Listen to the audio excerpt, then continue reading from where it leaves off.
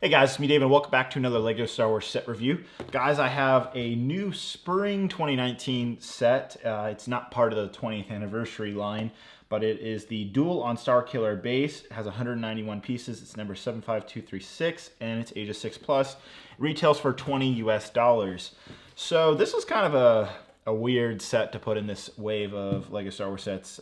This is something that feels like it should have came out like a year or two ago at like the most, when The Force Awakens was coming around. So it's a little strange that we're getting this. It's not completely like silly that they're releasing it now, because Rey and Kylo are still very much main characters here coming towards episode 9 later this year in 2019. So, you know, it's not completely crazy to release this set now, but it is a little late in my opinion. I feel like this is like maybe was sitting on like a designer shelf and they were like, Lego team was like, all right, we need a $20 Lego set to fill this void. What do you guys got that we can do really quickly? Oh, I've got this dual thing I was working on years ago. All right, let's do that. I feel like that's kind of like what Lego's thoughts on this kind of were. Who knows if that's actually what happened. But let's go ahead and open this up.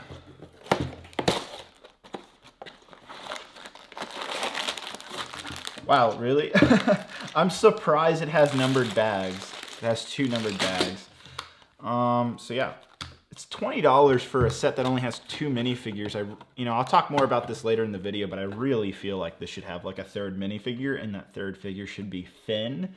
It'd be really cool if we got a battle-scarred Finn. We'd never gotten a figure like that. I think that would have been really cool. Or I don't believe this set has that function.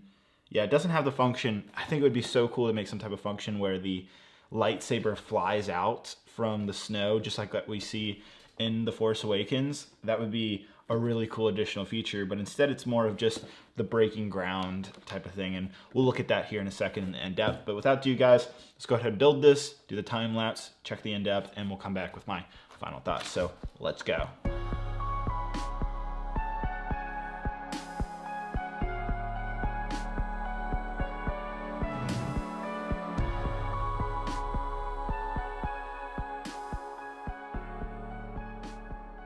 Okay guys, so jumping into the in-depth on the Duel on Starkiller base. It's actually a pretty decent size set. It's nothing too huge. First up with the minifigures, as always, we have Kylo Ren with a new face print, and the body may be new. It might have a little bit more damage than the normal Kylo Ren body, but it's not much different if it is new. He does have a dual-sided face, so that's nice as well. Rey, on the other hand, I believe this is the normal Rey figure. I don't think she has a new face print or any other new prints on her. I think Kylo is the only one that is a little different from the normal variation. Rey, I believe, is the same Rey figure. Onto the actual set. As you can see, it splits down the middle. Kind of makes sense considering the duel ends this way, with the lava kind of separating the 2 canyons at the end, which is, I guess, by the Force's will. And as you can see, jumping into the main playability function of this is to mainly just kind of duel Kylo versus Rey, which is, not going to lie, it's a little fun. It's just a little bit. But yeah, the split down the middle is just a hinge holding it with some lava type, trans orange and red pieces between it. It looks good from pretty much every angle except for the back, because it's a little empty on the back with that little mountain piece. But you can split it and completely fold it in half if you just kind of want to have the 2 characters on either side opposing forces. It's really up to you, or of course you can have them duel. So I do like the different positions. You can kind of pose this type of battle scene, which is very nice. You'll also see that when you kind of flip them about 180 degrees, you'll hit the tree with the lightsaber. That's on purpose. That's a function. With Rey's side, it actually reveals a blaster under the tree. A little interesting, but hey. So she has a blaster. Kylo is just, he kind of hits the tree, and that's that. There's no revealing secret thing under the tree, unfortunately. But that pretty much wraps up this set. Overall, pretty good. All right, guys, so we took the in-depth on the duel on Starkiller base. I feel like it would be like Rey versus Kylo Ren on Starkiller base, but oh well. Anyhow, this is a really cool set, actually. I really enjoyed building it. It's a fun build. There's barely any technique. It's just very straightforward.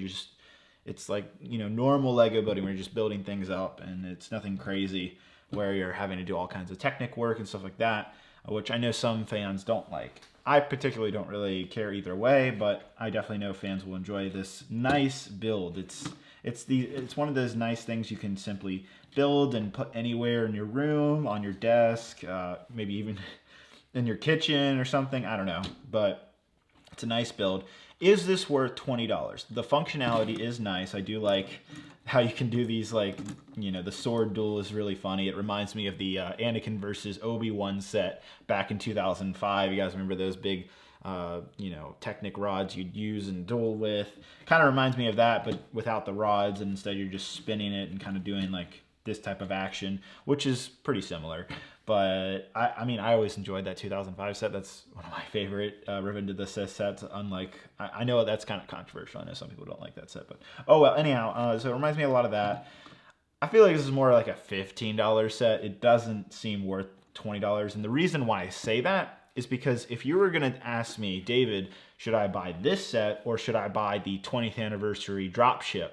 That set has, I think, 125 pieces, and it comes with 5 minifigures for the same price as this set, which has 2 minifigures and 191 pieces. So you're only getting like, what is that, like 50 extra pieces, 60 extra pieces, and versus like 5 minifigures and 60 less pieces. I would go with the 5 minifigures any day. So that's how I'm looking at this, is that Lego has this weird, you know, hey, we'll give you 5 minifigures for $20 versus, hey, we'll give you 2 minifigures for $20. It's a little strange. Granted, the Kylo Ren minifigure is at least his head is a new print. And going back to what I said earlier in the video, I was saying, wouldn't it be cool to get a battle-scarred Finn? I think that would have been really cool to extend the set a little bit and have like a Finn where like Kylo had just finished off Finn, and now it was the battle between Rey and Kylo.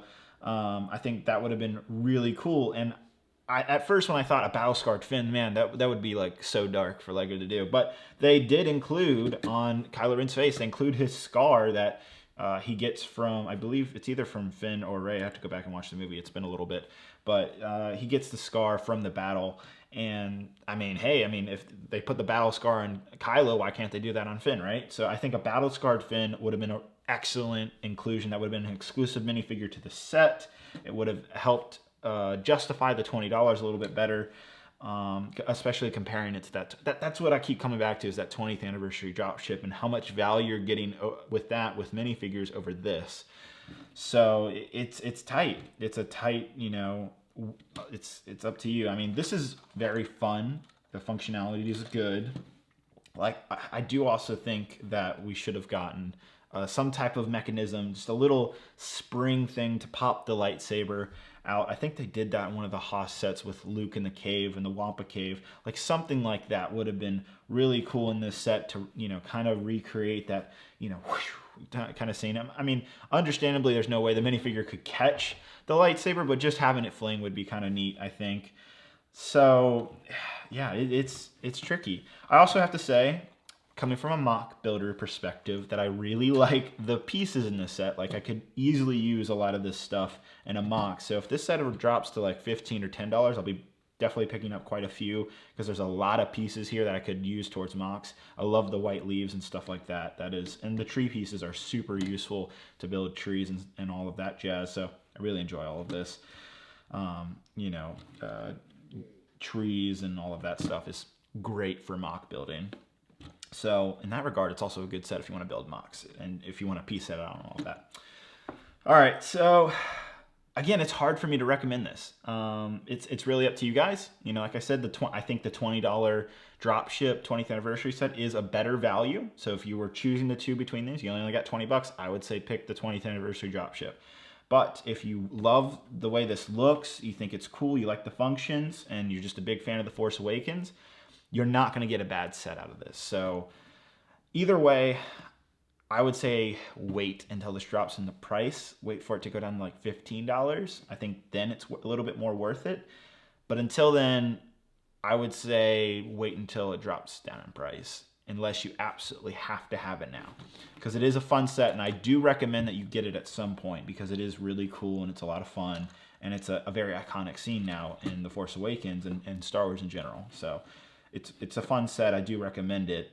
but not for the price. So on that note, definitely check out the other LEGO Star Wars 20th anniversary and the non-20th anniversary spring 2019 sets reviews I've been releasing here on my channel. Other than that, guys, hope you guys have a great, wonderful day. I'll see you guys later. Bye.